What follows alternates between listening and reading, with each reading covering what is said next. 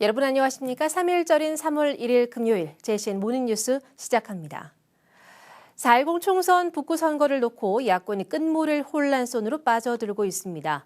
민주개혁 진보연합이 진보당의 윤종호 예비후보를 야권 단일 후보로 결정한 데 대해 반발하며 이상원 의원이 무소속 출마를 선언하고 같은 당 지방의원들은 동반 탈당하기로 했습니다. 사실상 북구 총선에서 야권의 단일화는 물 건너간 것 아니냐는 전망이 나오고 있습니다. 전우수 기자의 보도입니다. 총선 승리를 하겠다며 야권에서 일고 있는 단일화 논의가 내홍에 빠졌습니다.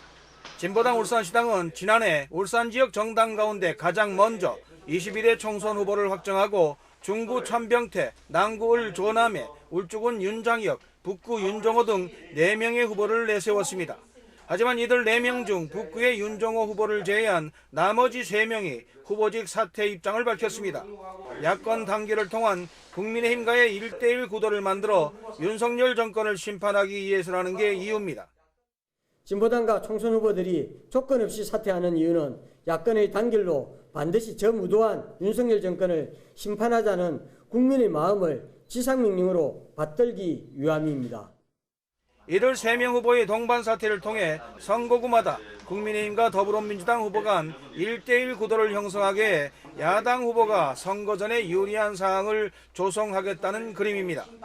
이렇게 3개 지역을 더불어민주당 후보를 위해 배려한 만큼 울산 북구만큼은 진보당 윤종호 후보를 지지해달라는 보관이 깔렸습니다. 하지만 진보당 단일 후보 결정에 강하게 반발해온 더불어민주당 이상원 의원은 탈당 무소속 카드로 반대 입장을 분명히 했습니다. 진보 진영의 승리를 위한 단일화를 주장하지만 민주적 절차와 민심을 저버린 결정으로 수용할 수 없다는 입장입니다.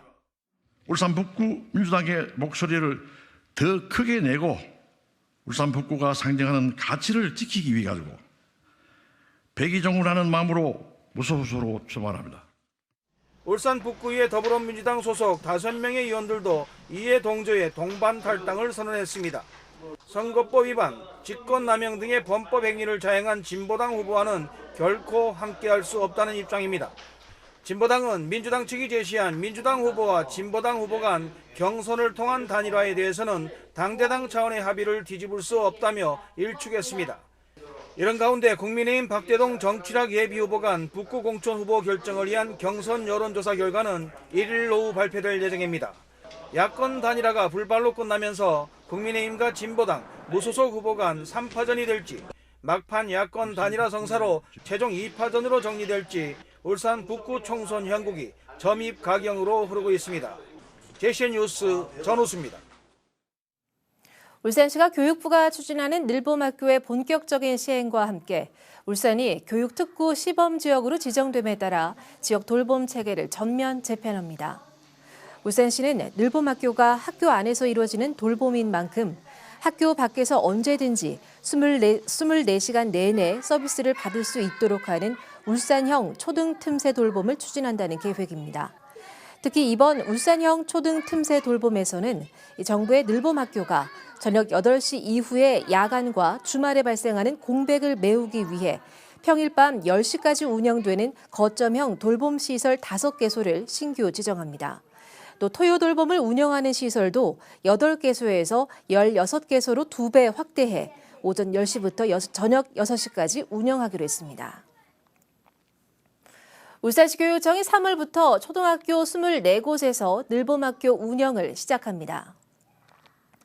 늘봄학교는 초등 방과 후 수업과 돌봄을 통합해 정규 수업 전후로 학교에서 학생 돌봄을 지원하는 정책으로 아침 돌봄은 오전 7시 40분부터 저녁 돌봄은 오후 8시까지 운영됩니다.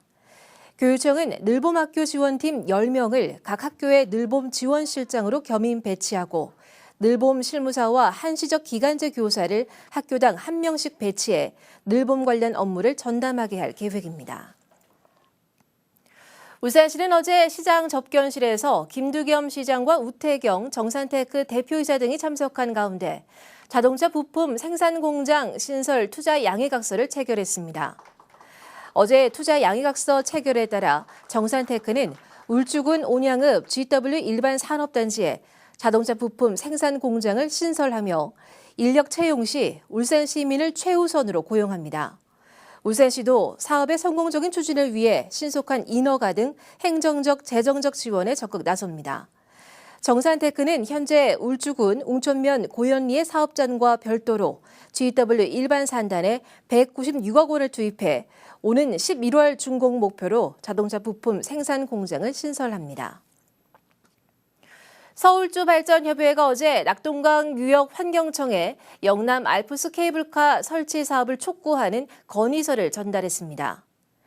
협의회는 그동안 수없이 제기된 자연과 환경 훼손 문제를 모두 해결했다며 오히려 케이블카가 설치되지 않아 영남 알프스에 무분별하게 등산로가 발생해 자연 생태계가 몸살을 앓고 있다고 주장했습니다.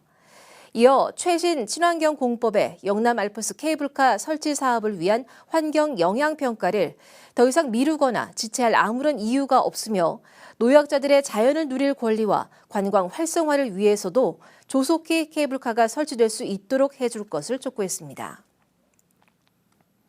울산환경운동연합은 최근 울산공익지원센터 교육관에서 정기 총회를 갖고 이사장과 사무처장을 해임하고 이현숙 이사를 신임 이사장으로 선출했다고 밝혔습니다. 환경운동연합은 이날 정기 총회에서 최근 조직 내 회계 사고 발생을 놓고 당사자인 직전 이사장과 사무처장이 공개 사과와 함께 공동 사임했으며 공석이 된 이사장에 이현숙 등기 이사를 선임했다고 설명했습니다. 북구의 한 도로 개설 공사가 절반쯤만 되고 중단돼 기대에 부풀었던 주민들의 애를 태우고 있습니다. 예산이 문제입니다. 전동훈 기자가 현장을 찾아가 봤습니다.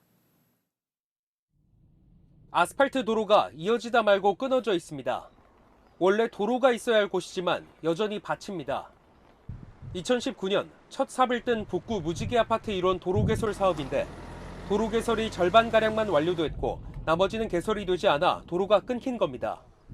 주민은 도로 공사가 완료되지 않아 불편이 크다고 토로합니다. 우리가 여기 저 앞쪽에 예를 들어 우리가 볼일 볼 거 있어도 삥 둘러가지고 돌아다니기 때문에 상당히 불편합니다. 그렇게 이 도로가 시급하게 내야 될 도로입니다. 당초 계획은 330m 길이의 도로가 2020년 말일까지 개설돼야 했지만 1구간인 180m만 개설됐고 2구간 150m는 아직 손도 대지 못하고 있습니다. 그나마 개설된 1구간도 당초 계획보다 3년가량 늦은 지난해 10월 개설됐는데 문제는 예산이었습니다. 북구청 관계자는 구청에서 여러 사업을 추진하다 보니 전체적인 예산 부족으로 2구간을 개설하기 위한 사업비 30억 원을 확보하지 못해 공사가 늦어지고 있다고 설명했습니다. 도로 미개설로 각종 화재나 재해 발생 시 대응이 취약하다는 지적까지 나오고 있는 상황. 북구청은 우선 예산부서에 17억 원의 추가 경정 예산을 요구해 나머지 구간도 추후 개통할 계획이라고 밝혔지만 주민들은 언제까지 기다려야 할지 속을 끓이고 있습니다.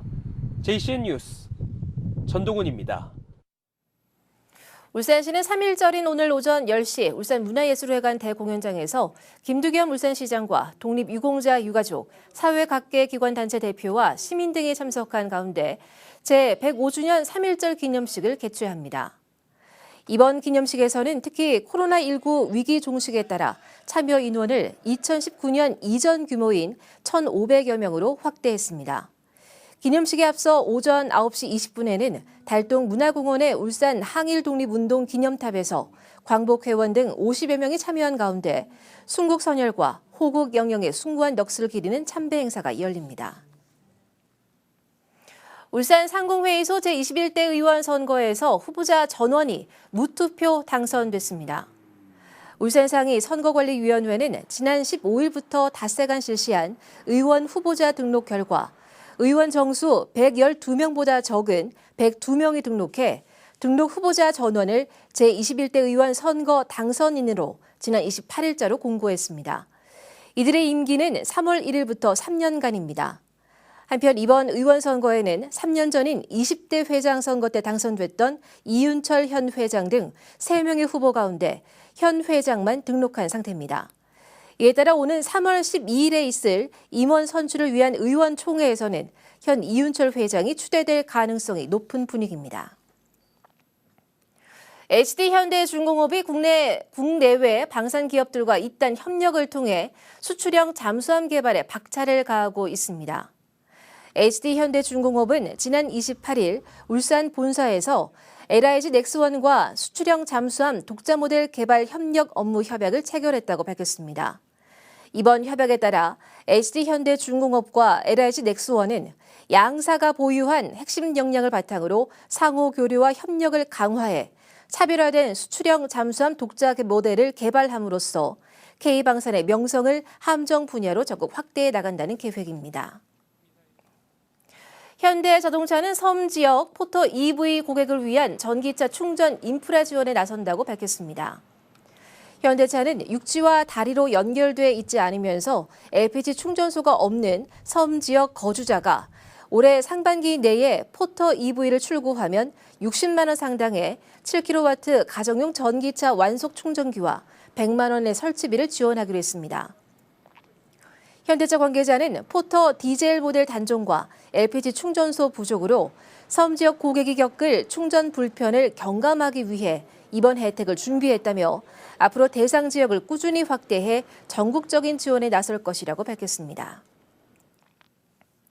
울산시는 3월부터 전기자동차 충전시설과 전용 주차 구역의 화재 예방과 대응 지침을 마련해 시행에 들어갑니다. 울산시가 마련한 대응 지침에는 건축과 주택, 소방, 환경부서가 협업하고 공동주택 관계자의 의견을 반영해 마련한 규정들이 담겼습니다. 울산시 관계자는 앞으로 실행 단계에서 관리자와 아파트 입주자 대표회의 등의 다양한 현장 목소리를 담아 정책의 실효성을 높이고 시민의 생명과 재산을 보호하는 데 최선을 다하겠다고 밝혔습니다. 한편 울산시에 현재 460여 곳의 공동주택에 2,300여 개의 전기차 충전시설이 설치돼 있으며 앞으로 2,600여 개가 추가 설치될 예정입니다. 4월 10일 제22대 국회의원 선거를 앞두고 유권자들이 알아두면 좋은 이 선거 관련 정보를 전해드리고 있습니다. 오늘은 이번 총선의 투표 용지에 대해서 알아봅니다. 케이블TV 공동취재단 이세진 기자입니다.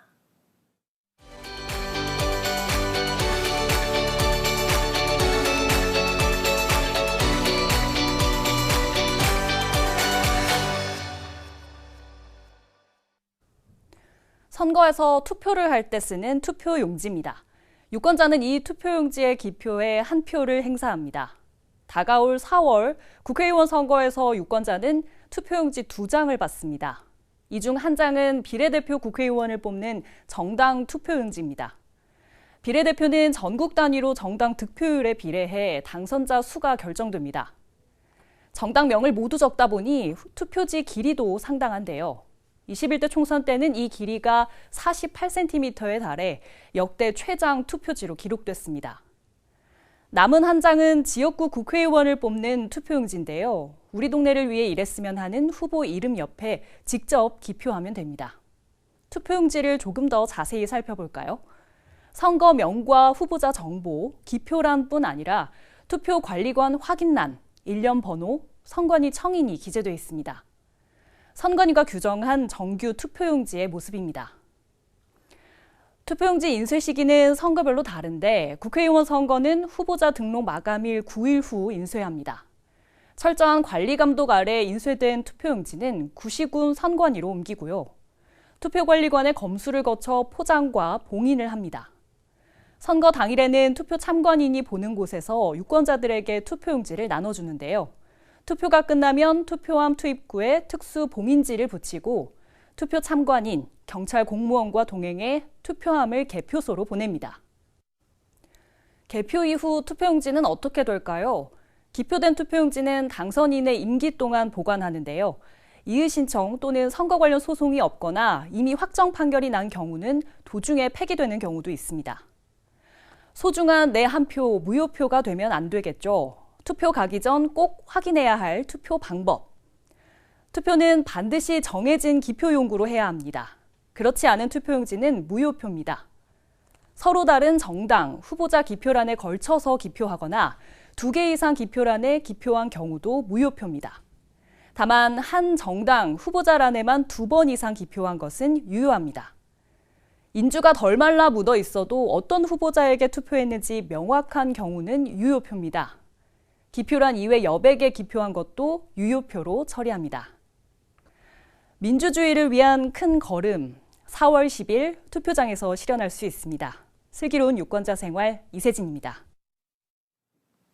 울산시 체육회 소속 송다빈 선수가 태권도 국가대표 선수 선발 최종전에서 우승해 태극마크를 달았습니다. 송다빈 선수는 강원도 태백시 고원체육관에서 열린 2024년도 국가대표 선발전 여자부 73kg급 결승전에서 삼성 S1 윤도희 선수를 세트 점수 2대 0으로 제압했습니다. 송다빈 선수는 오는 5월 베트남 다낭에서 열리는 제8회 아시아 선수권 대회에 겨루기 대표팀으로 참가할 예정입니다. 새마을 지도자 울산시 협의회는 지난 28일 울산시 새마을회관 7층 회의실에서 새마을 지도자 울산시 협의회 회장 2취임식을 가졌습니다. 새마을 지도자 울산시 협의회는 울산시 새마을회 산하 회원단체로 이날 행사에서는 제8대와 9대 회장인 이현철 회장이 이임하고 10대 회장으로 최영식 씨가 취임했습니다. 신임 최영식 울산시 협의회장은 취임사에서 선배 회장들의 모범적인 활동을 본받아 지속적이고 진취적인 방향으로 새마을 운동을 펼쳐나가겠다고 각오를 밝혔습니다. 울산 에너지고등학교의 취업률이 4년째 90%를 넘긴 것으로 나타났습니다. 울산 에너지고에 따르면 올해 2월 기준 2024년 졸업생 취업률은 93.1%로 94.1%를 기록한 지난 2020년부터 4년째 90% 이상의 취업률을 달성했습니다. 울산에너지고는 올해 졸업생 38명이 삼성전자 반도체 부분에 최종 합격했다며 개교 이후 가장 많은 인원이 삼성전자에 취업했다고 밝혔습니다. 울산시 교육청이 교육부의 2025년 디지털 대전환에 따른 미래형 수업 실현을 위해서 인공지능 수학 교육 콘텐츠 개발에 나섰습니다. 교육청은 어제 울산형 인공지능 교수학습 온라인 플랫폼 구축을 위한 토론회를 열고 인공지능 수학 교육 콘텐츠 도입 방향에 대해 전문가들과 협의했습니다. 교육청은 오는 2025년 3월 플랫폼 개통을 목표로 향후 과학교육과 영어교육에 대해서도 전문가와 협력해 플랫폼 구축 논의를 이어나갈 계획입니다. 울주군은 올해 울주 효 헤어숍 참여 미용업소를 기존 77곳에서 105곳으로 늘렸다고 밝혔습니다. 울주 효 헤어숍은 이 미용인들의 재능 기부를 통해서 어르신들의 경제적 부담을 덜어주는 사업으로 지난 2016년부터 시행되고 있습니다. 울주군에 주소를 둔 만 70세 이상 주민이면 울주 효 헤어숍 미용업소를 이용할 경우 요금에서 10에서 50%의 할인을 받을 수 있습니다. 제신 모닝뉴스 마칩니다. 함께해 주신 여러분 고맙습니다.